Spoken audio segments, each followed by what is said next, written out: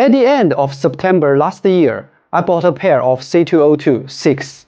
After running once, I gave them to a friend because I felt they were not right for me. With the release of the new colorway, I couldn't resist and bought another pair. This time, I want to test them over longer distance and with different running form and paces to see if I was too hasty in my conclusion a few months ago.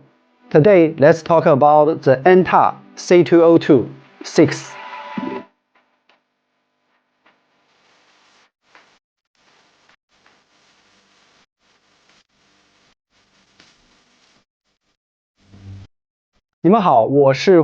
I created this channel to review running products from Chinese brands and improve my English speaking. Before I get into my thoughts on the Anta C202 6, I do want to go over some disclosures. No one's paying me to make this video, and I bought this pair with my own money. Money doesn't grow on trees, but I will say what I have to say. So let's get into it from the specs. Before diving, I want to talk about the name Anta. I saw the very influential running shoe review group Believe in the Run mentioned in their video that Anta sounds like a robot. In Chinese, Anta means peace of mind with every step. As the C202 series, C stands for challenge, and 202 refers to the world marathon record when the series was launched. Back to the shoe. The forefoot stack height is 27mm and the heel is 33mm with a 6mm drop. It uses a supercritical beaded foam midsole, but the structure is slightly different from the usual design. From the official image, you can see that although the entire midsole is a sandwich structure, what we can see is actually a frame made of supercritical beaded foam that Anta calls natural edge. Inside, a piece of carbon fiber plate and another layer of supercritical beaded foam are placed. So from the outside, you can't see a seam in the middle of the common sandwich structure. This makes the midsole look much thicker than the specs, giving me the impression that it might also be very soft. The outsole is a type of liquid rubber. In my recent runs, its grip has performed well. The upper, this is the reason I bought them again. It's so cool. The patterns have a textured feel, not just a simple color printing. These shoes look more premium than some shoes that cost more. And you can feel the design and the production show a high level. I usually save details for later, but I can't hide how much I love its design. My size 45 weighs 244 grams. It's true to size. For reference, I usually wear size 45 in Chinese brand running shoes and size 46 in Hoka and New Balance.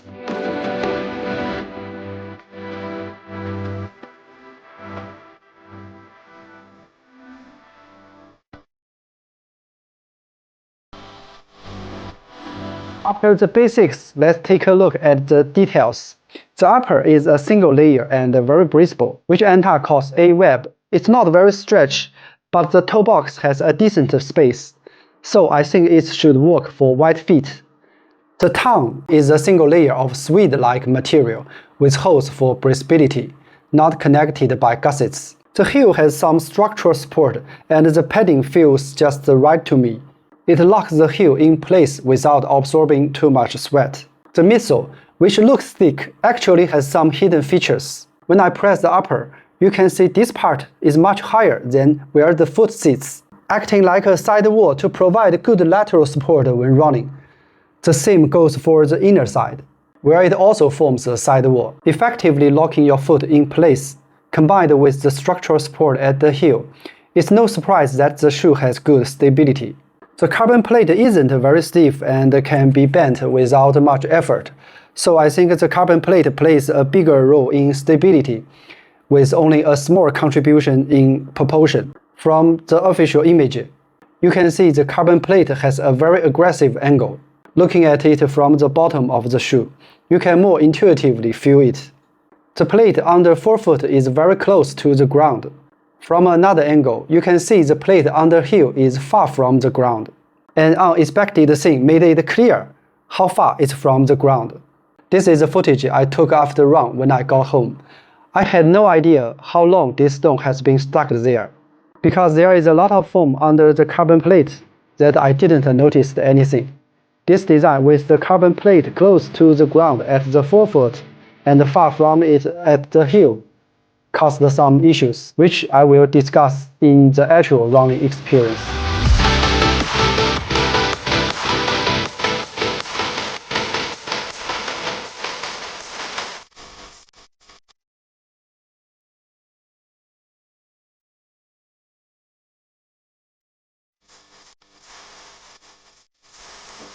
With that out of the way, let's talk about the pros and cons of actual running in it.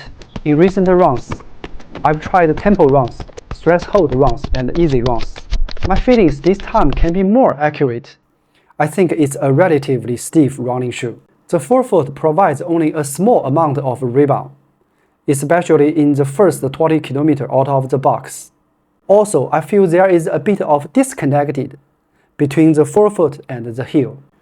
When I run with my usual midfoot strike, I don't like this shoe and even wonder why it needs super foam with such a feel. Based on my experience, the forefoot feels similar to the Hoka Mark 4 or 5, which use EVA. But when I switch to a heel strike and roll through to the forefoot, the shoe is great. The heel transitions smoothly from a soft and squish feel to the forefoot. In my opinion, the carbon plate might not be necessary. As mentioned earlier, the midsole structure already locks the foot in place, providing excellent stability.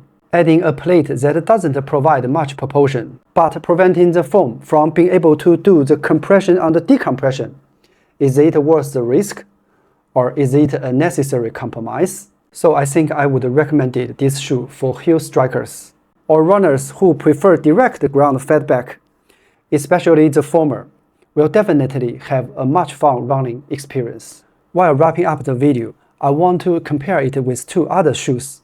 Since Believe in the Run recently reviewed the C202 5GT, and I noticed that Kofuzi, whom I really like, is going to review the 6 Pro. I think many audience might be interested in understanding the differences between them. Let's look at the entire series, which got 4 pairs. The G9 looks like a shoe with a concept similar to Adidas Evo 1. Focusing on lightweight, I haven't bought it yet, it's hard to get. I would pay more than 300 RMB over the retail price to get my size. Some colors are even more expensive. I won't pay extra. The C10 Pro is a shoe with a very high requirement. It directly states on the upper. For marathon runners under 2 hours and 30 minutes, with a forefoot or midfoot strike, a professional athlete's marathon racing shoe. I've already been excluded from it. Then the 6 Pro, a race day ready shoe. To me, it's very similar to my Adidas Adios Pro 3. Both have aggressively curved forefoot. It has 2 issues for me. In size 46, the legs fits, but the upper doesn't hold my foot well. In size 45, the upper fits, but the legs is short, pinches my toes. Another issue is the forefoot curve starting point. With the same running foam, the point of force when pushing off the ground perfectly on the thickest part of the Adios Pro 3's forefoot, getting a great energy return. But with the 6 Pro, I'm missing the thickest part, so the energy return during push-off is noticeable less. I think the 6 Pro is a shoe you need to try on to see if it works for you. Also, considering its 240 price tag, it has many competitors, like the latest Adios Pro 4, which is only $10 more.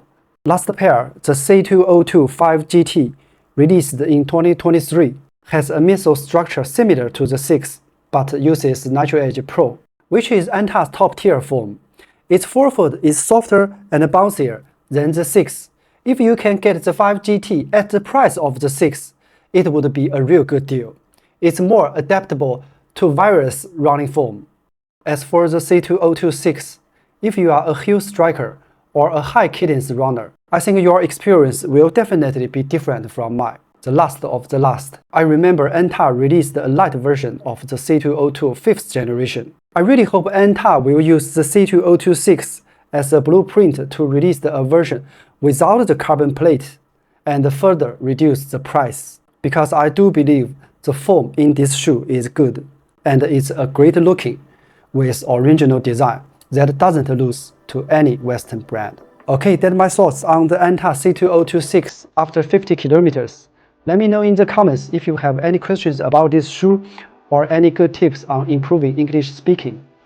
Thanks for watching this video all the way through. I'll bring you more about Chinese running products. Please follow me and hope you have a good one.